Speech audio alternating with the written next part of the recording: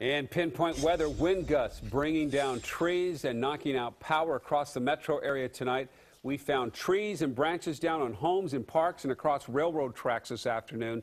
And one of the scariest cases, one narrowly missed a sleeping child. Our reporter Cor Harlan live in West Linn tonight where that happened.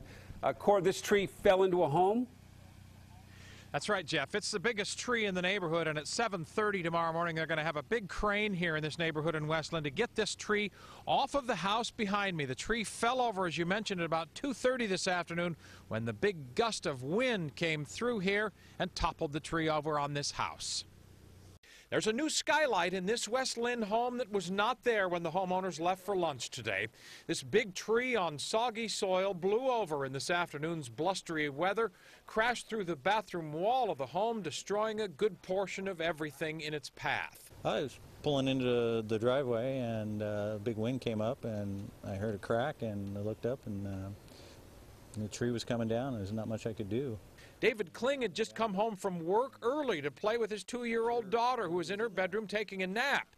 He saw the top of his neighbor's tree snap off when it hit their home, and it came perilously close to his daughter's bedroom. I knew she was napping and it was coming right towards the part of the house she was sleeping in, so I was pretty scared for her. So.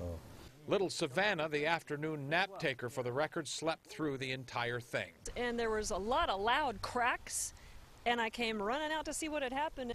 Jenny Fossmeyer was working in her home at Northeast 67th and Mason when the wind started to take the big maple tree across the street at Wellington Park down. It came down in sections.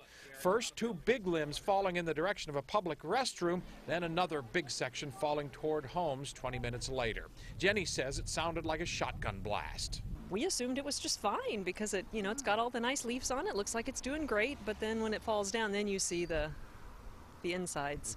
The inside of the grand old maple tree looked more like wood pulp, frankly. Lots of rot, lots of decay. Some sections of the main tree trunk, nothing but spongy wood pulp you could actually wring water from. No telling if that's the case here in West Linn as you're back here for a live look at the treetop that's actually snapped off as it hit this house. In addition to the structural damage on the framing and the outside of the house there's considerable amount of damage done to the plumbing system there. Saw some leaks coming in there. The owners of this house didn't want to talk with us tonight. They're staying at Grandma's house essentially tonight. The house abandoned, but a lot of work here to be done tomorrow in terms of reconstructing a house that had a big hit with a big tree this afternoon. Reporting for you live tonight in West Linn, Cor Harlan, KOIN Local 6. Cor, thank you. So how strong were those winds? Time to check in with Bruce and pinpoint weather. And boy, the winds were gusting even around the Portland area. Bruce. Oh, yeah, all over the metro area. It was incredible this afternoon on our pinpoint weather net. Here's a look at the peak gusts that we had. Oregon City, you had the strongest winds of anybody in the I-5 corridor, 46 miles an hour. At the Portland airport, we were close. Alpenrose, Aurora, Lake Oswego, all topping 40 miles an hour. Salem, Troutdale, Gresham, and West Linn were Cor's live, a 40-mile-an-hour gust. Vancouver, your peak gust was 37.